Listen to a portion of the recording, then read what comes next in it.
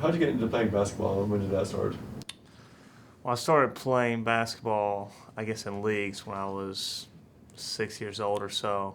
Um, really loved basketball from the time I was really young. So my dad is a big basketball fan. My family's from Kentucky, so basketball is kind of a big deal up there.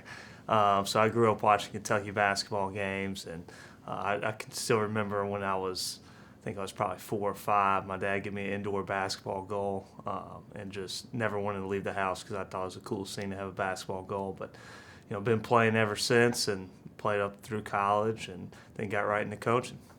And how'd you go from being a student athlete to a coach? Well, got really fortunate. So I got the head job at USC Salkehatchie a few months after I graduated. Graduated in May of 2014, and then was looking for jobs. Had talked to a lot of people about like GAs, or there's some like D3, some NAIA assistants, different things like that. Just trying to get a foot in the door, even if it meant volunteering for a year, whatever it took. But it was getting later in the summer, and I had a few kind of GA opportunities I was kind of looking at that would be good options. And then when it was probably mid to late July, I had heard about the USC Salkehatchie job. Honestly, didn't even know anything about the school at the time. Um, and I had my stepdad was taking somebody down for a visit at USC Salkehatchie for baseball because he coached travel baseball, and saw the AD. They mentioned that there was a basketball job open. The baseball coach was on the search committee, and he said, well, I think my stepson would be interested in that job. And they're like, well, okay, give me the number. So talked with the athletic director, set up a really impromptu meeting. I was running a Nike basketball camp in Columbia, so it was going to be right after that. I got done at 12 on a Friday, met with her, Jane Brewer, for a few hours at a restaurant in Columbia. And then she's like, hey, I want to bring you down for an official interview. And that was the following Monday. So just a few days later, went down for that interview that Monday and got offered the job on campus that day. And it was a no-brainer to me to think that 22 years old and I could be a head coach. So accepted the job, got into coaching, and that was kind of how I got into it. At 22 years old, when you're taking a job, was it difficult coaching kids who are just a year or two younger than you? Yeah, I mean, it could be some challenges to that. Actually, the funny story was I had a guy who played for me that was my AAU teammate in high school. So we were on the same AAU team, and then I was coaching him a few years later. But fortunately, we had really good guys in the locker room. People bought in, understood kind of what we expected, where leadership was, what the culture was, and we were very fortunate to have some of those guys who were really dedicated to making sure they were buying into what we were doing, but also they set the tone. We had a great start and had a really good year that first year. We were second in our conference, had a chance to win regular season and conference tournament. We were one game short of both. We made it to the conference championship that first year, and lost to Cape Fear in a pretty close game. But all things considered, I got that job, and August 1st is when I started, and we had 2 players on the roster, August 1, and then we ended up having a really good year, and a lot of guys who signed scholarships to go into 4-year schools after that. Do you think so quickly going from being a player to a head coach influenced that? Absolutely. Yeah, I think having that experience of going right into being a head coach was huge for me, because at the junior college level where I was at, honestly, had to do everything. So we didn't have any paid assistants. I did have some great assistants that volunteered their time and worked their butts off. But in terms of whether it's sweeping the floor, doing laundry, recruiting, scouting reports, everything fell on me. And so it kind of gives you a real taste of everything and how to improve in certain areas, because a lot of times, if you get started as a GA or whatever it might be, you're kind of pigeonholed to one area, and I had the opportunity to learn all of it. But quickly, right when I got into it, a month into it, I could easily tell the most important thing are your players. It's not your scheme, it's not just recruiting, it's the guys you have right there. How do you treat them? how do they treat you? How's that working both ways? Do they feel comfortable? Because the only way you can really coach them and coach them hard is to have relationships with them.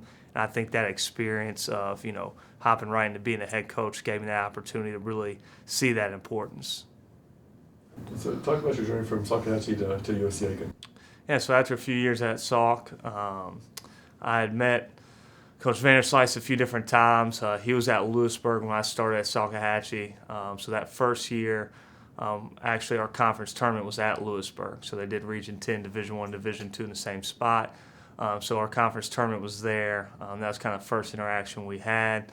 And then he recruited one of our guys that following year that came down here to Aiken. And then, it's kind of, not something where we were seeing each other a ton, but had a relationship, knew who each other was. And, one day he kind of reached out to me. I knew they had an opening. I actually didn't really know at that time, but Jake was leaving and got connected with Coach V.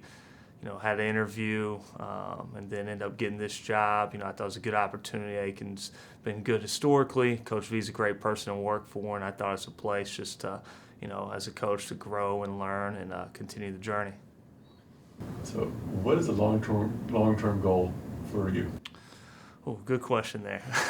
I guess it could be also a loaded question. I mean, ultimately, each year I just want to be really good where I'm at, be rooted where I'm at, and committed to the program and the guys I'm coaching. Now, obviously, with that being said, we have individual goals.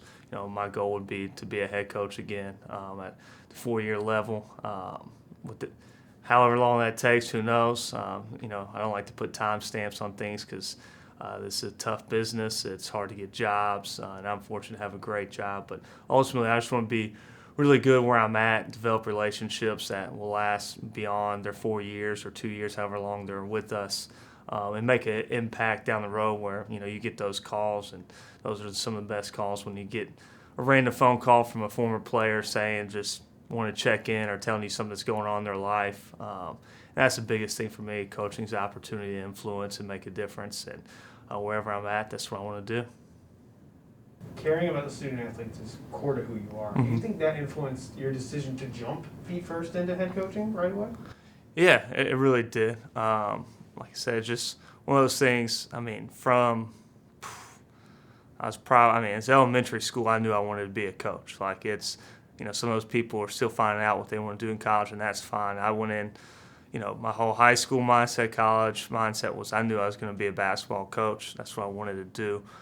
So I knew there's going to be some challenges with it. Obviously, as you get into it, you see how much more difficult it is than people might even mention. But, having that opportunity, like I said, my mindset was driven towards that. So I knew from the start that's something, hey, I wanted to be a head coach. Did I think I was going to be a head coach at 22? Absolutely not.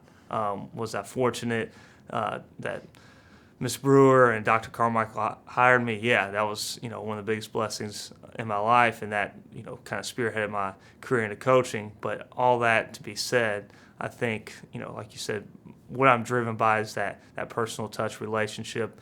And for me, it's always going to be, my beliefs and my faith inspires that, and it leads me to develop that relationship and want those jobs and those challenges that come with being a head coach or an assistant coach.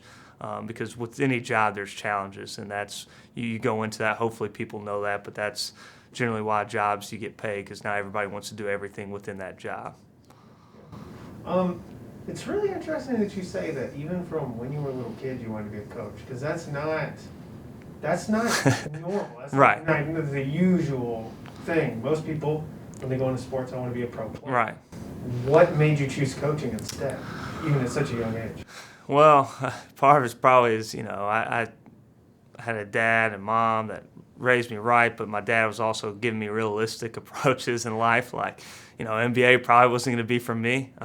He didn't tell me that when I'm 5 or anything to kill my dreams or anything like that. But there was something to me about coaching. I love, I'm one of those guys who loves watching film, watching games, and even when I was younger, that was something I enjoy watching the game and being able to say, hey, this is what I would do here, what I think we should do, different things like that. But the actual, tactical side of basketball, I love that part. So that's something that you get to do when you're coaching. You get to, installing offense, defense. You get to do scouting reports where you're game plan for people. And that kind of stuff's always been something I enjoyed.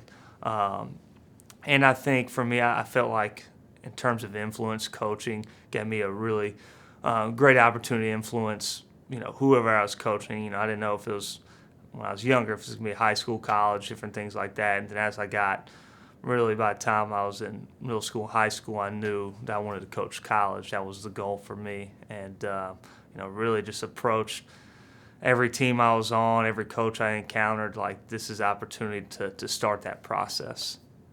There's been a few times where I've been mistaken for Michael Phelps at a hotel in a concierge lounge where the waitress saw as Michael Phelps, and I felt bad because I was like, I promise you I'm not, and she just wasn't buying it. My wife was with me. She was laughing.